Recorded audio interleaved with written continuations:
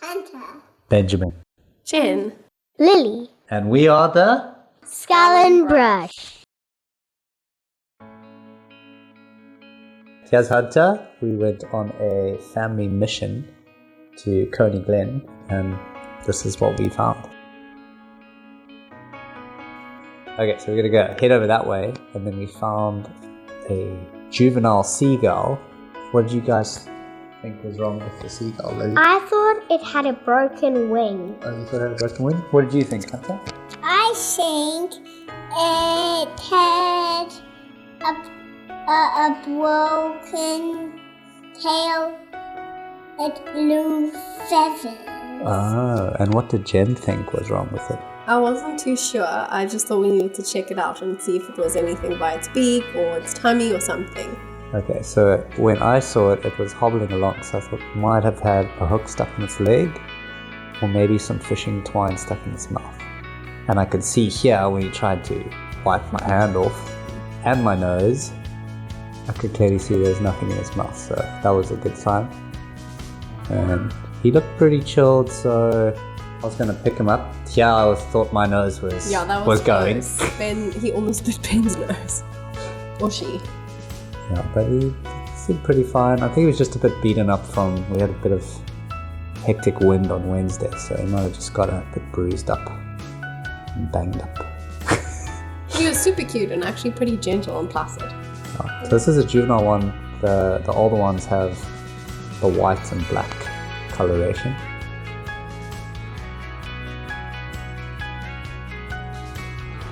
Hunter, what did you think his feet felt like over here? Because you were pretty brave. You went right up and grabbed his foot. What did it feel like? It feels like ducks. Like duck feet? Yeah, they do have webbed feet, eh? So they can get out of the sea when they're trying to swim, because they can land in the water.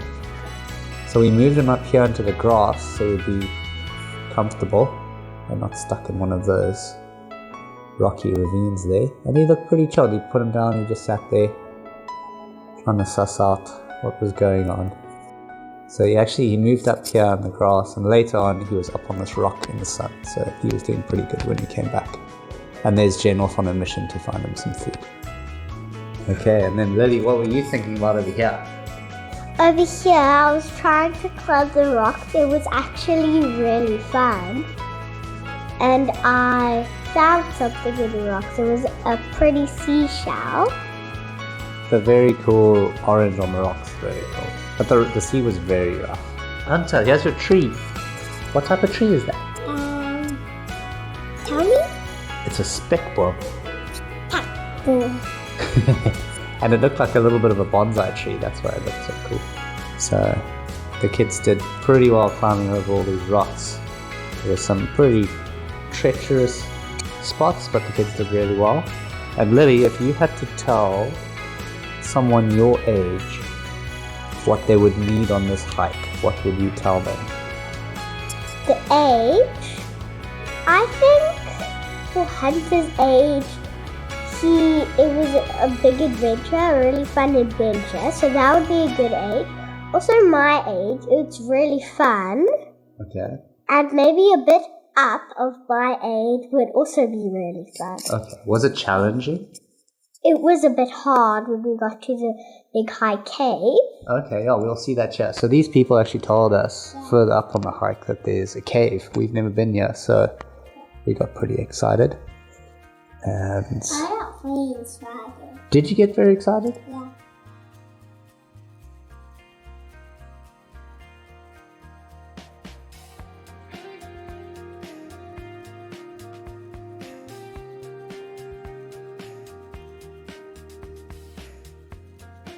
These rocks are quite cool.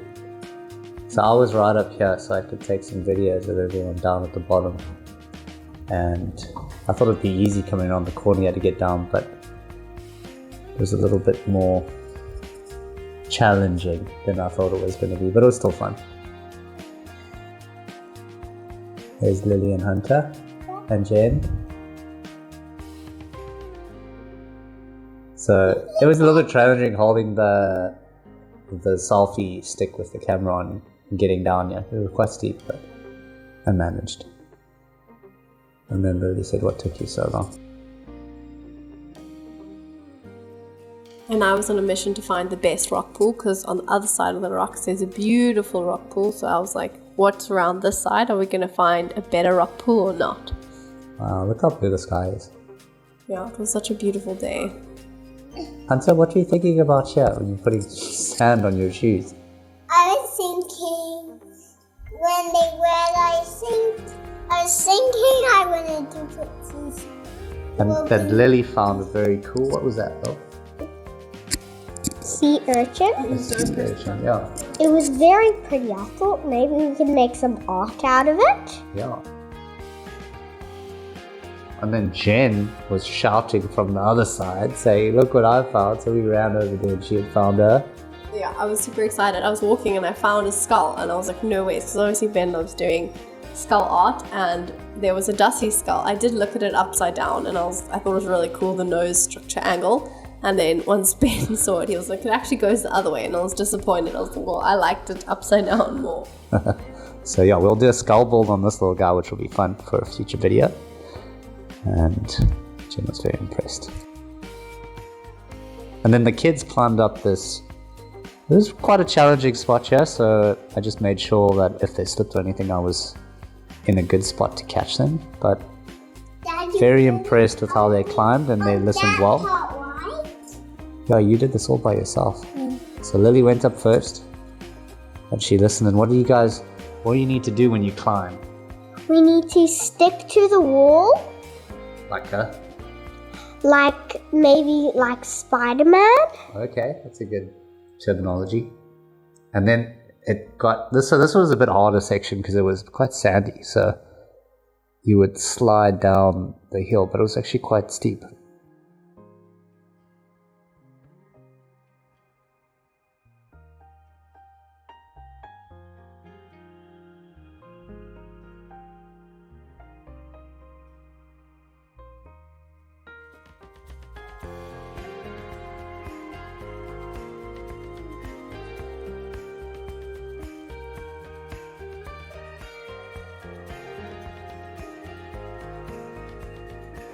But the cave was pretty cool. It was quite a big cave actually.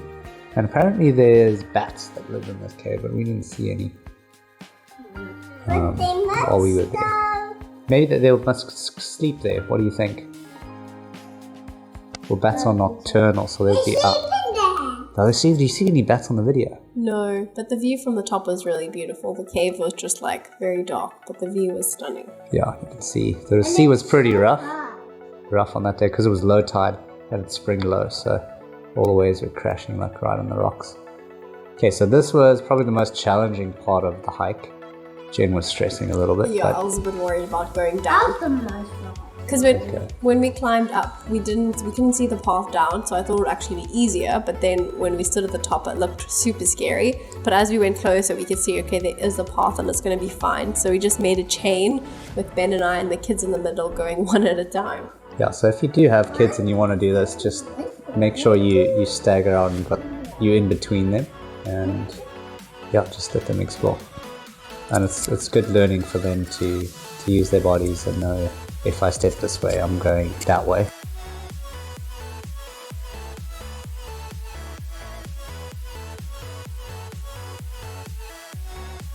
What were you thinking coming down here, Hunter? I was thinking that Lily was like, whoa! the ball never flew away again. Oh, you were thinking about the bird? Okay, and then coming down here, there was about, I'd say, 6 different ant nests. Look at them, So, you can see them all on the rock there on the bottom left. bottom left, so that's one ant nest. There was about another 5 further up. You can see I start doing the ant dance over here. And then I pick up Lily, and then I saw these guys moving here, so I was like, I'm not going to put her there, so I put her over here. And then I ran back to make sure everyone else was safe. Lily was whacking. Being covered in ants, you can see them. So many ants. Whacking my ants. There are The ants. I was trying to get away from the ants, but I didn't want to go too far away from the ants, or I might have pulled off the cliff. Yeah, so you're being smart. And then here, Lily's like, oh, they're in my hat. They're everywhere. Then Hunter they were all over Hunter. they ticklish? It was very funny. So Lily was freaking out because she thought they were biting her, but actually, these guys don't bite. They just like swarm you. It died. It was like, Yeah. So they don't actually bite. They just swarm you, and then the further away you move from the nest, they'll actually drop off you and go back to the nest. So just keep calm and they'll drop off you.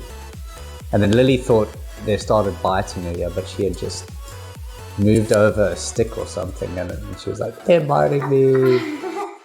She went into a bit of panic about being attacked by ants, but we just knocked them off her and also just proceeded to say it's okay, they don't actually bite or something else, and then she calmed down. Yeah, but yeah, you can see how it was a beautiful day. There wasn't a cloud in the sky, and we got out pretty early, so it wasn't too hot, but it was still hot. And then yeah, you look through here, it looks like something out of Jurassic Park. So we started heading back now, and then we realized that we had no audio. That's why we're doing a voiceover on this one. and like that's Mom. Here's Mom. That's Lily.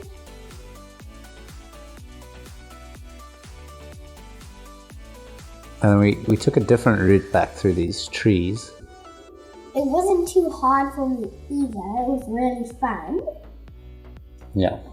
Yeah, that was very nice. So I think it's a good hike to do if you have kids. I'd say Maybe a little bit older than Hunter would be better. I'd say 6 to 7, really good, as long as they're adventurous. But even if they're not, like, take them out and it'll be fun.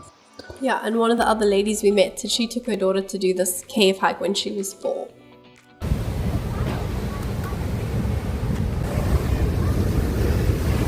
Whoa!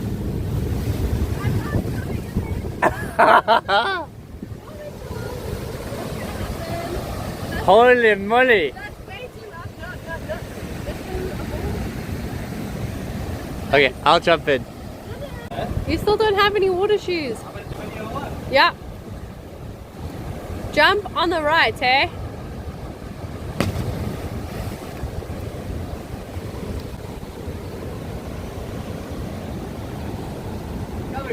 No. I see that.